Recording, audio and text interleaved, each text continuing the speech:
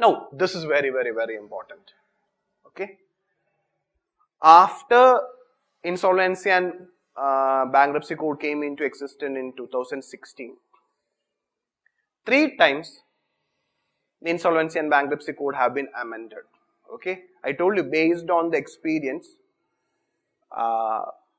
government have amended the Insolvency and Bankruptcy Code. So we will see that what are the three important amendments and what changes these amendment made to the Insolvency and Bankruptcy Code. So this can be a potential question for you. Okay. So since its enactment, okay, I told you it has been amended 3 times to streamline this process. So first amendment, okay, regarding the first amendment, okay, regarding the first amendment, the first amendment introduced section 29A. Okay, again they will not ask you the section 29A. You need to understand that what this first amendment tried to do. Okay, what was the aim behind the first amendment? Okay, basically the first amendment to the IBC was aimed at to bar promoters from bidding for their own companies. Okay, the basic aim of the first amendment to the Insolvency and Bankruptcy Code is to bar promoters, okay, those companies, promoters who have defaulted, and once this company goes into insolvency and resolution process, they come back and they will bid for the. So what happened under the resolution is that normally if you look into the value under the resolution, okay, it is at a big cut have happened, okay. So normally imagine a promoter whose company is having a 100 crore loan which is in default. Normally under the corporate this resolution process, okay, insolvency and resolution process, normally the new bidder or the new person who will be taking up, that will be under that the haircut. That word is very important, okay, haircut, okay. With a loss, the bank have to sell the asset with a loss, which we call it as haircut. Haircut is very high, nearly 40 to 50%. So the 100 crore debtor, okay, if he bid in the process, normally if you imagine in the bidding, if it is sold at 50 crore, and if the promoter is participating and if he is winning that company back, he is actually the person who have defaulted and who have not paid back the amount, he is getting back the company at a very lower price. So this problem, which was not addressed in the original code, was addressed with the first amendment. Okay. So basically what the first amendment have done is, it has barred the promoters from bidding their own companies which has gone into default. Okay. And under the restoration process, they are barred, they are not supposed to bid when that company goes for insolvency resolution process. Okay. So with this first amendment, it prevented defaulters from regaining control of their company at a cheaper value.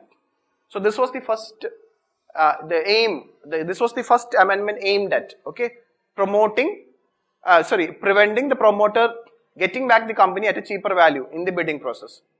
Now second amendment, another important amendment, okay, the second amendment introduced section 112A, many sections were introduced, okay.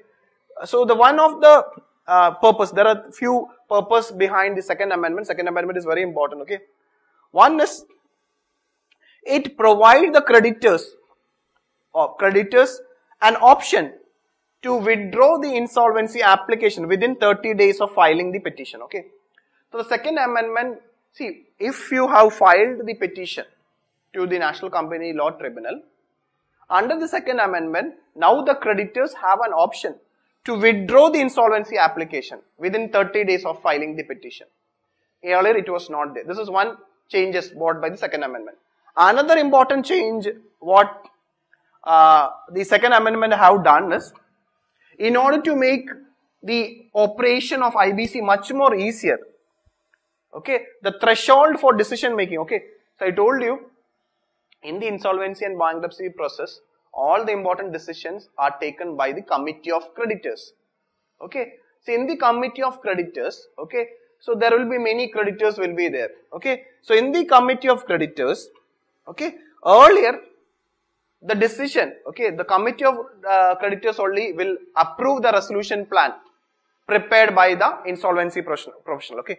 Earlier, the weightage given for approving a decision was 75%. But the second amendment have reduced the threshold for decision making from 75% to 66% in specified matters. Okay. So now, after the second amendment, the 66% of the voting is required for taking any decision by the committee of creditors. Earlier it was 75%. That is for specified matters. And for routine decision, okay, general routine decisions, only 51% of weightage of voting of the committee of creditors is required. So this amendment, second amendment, brought this in order to make the functioning of IBC much more easier. The weightage required for approval by the committee of creditors was reduced from 75% to 66% in specified matters, and for routine decision, it is now only 51%. This is second amendment brought in. Another important changes brought in by the second amendment is that home buyers, okay, this is very important. Home buyers shall be treated as financial creditors, okay. You know that in most of the cases, okay, the builders, real estate developers especially, they take advance money from the flat owners, and this money will be used for building the flats, okay. So, since they are giving an advance money, second amendment have given home buyers the equivalent status of a financial creditor, okay. So, financial creditors enjoy many benefits, okay. They are part of the committee of creditors. They take important decisions, and if it goes for liquidation, they get preference over other people. So, under the second amendment, home buyers shall now onwards, after second, will be treated as financial creditors, okay, so that they will have a say or they will have a voice in the insolvency proceedings, as well as to discourage real estate developers from defaulting to commitments they made not only to banks but also to their customers. Okay, this is very important. After second amendment, home buyers are now considered as financial creditor. This is regarding the three important changes regarding second amendment. Now coming to the third amendment. Third amendment is also very important. Okay, the third amendment primarily focused upon the revival of a corporate debtor. Okay, the prime aim of the third amendment is reviving a corporate debtor by ensuring timely admission and completion of the resolution process. Okay, so third amendment was aimed at completing the resolution process in a time bound manner. Okay, for that, in order to ensure that the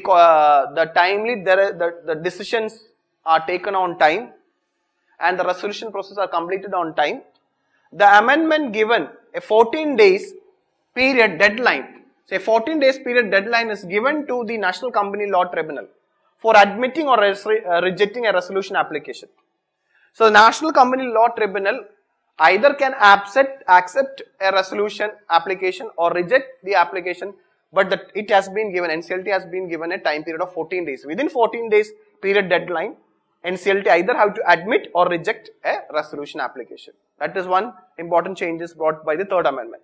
Another most important change is that what it says that the mandatory time frame of 330 days, the maximum time what the Insolvency and Bankruptcy Code is now giving is 330 days to complete the corporate insolvency resolution process. Third amendment clearly says that the corporate insolvency resolution process should be completed within 330 days, very important, without exception, and it should include any litigation time also. So this will bring in discipline among all the stakeholders so that it will avoid inordinate delays in the insolvency resolution process. So 330 days is very important. And it also, third amendment also says that the government is reaffirming its stance as a facilitator by specifically saying that, okay, a resolution plan, once it is approved, will be binding on the central government state government or a local authority to whom debt in respect of payment of dues is owed. Even to the central government and state government, local body where the corporate debt is owed, this resolution plan will be applicable to them also. Okay, so the government will not delay any insolvency resolution process. Government will bind with the insolvency resolution process or resolution plan approved. Okay, so these are the important amendments brought in to the Insolvency and Bankruptcy Code.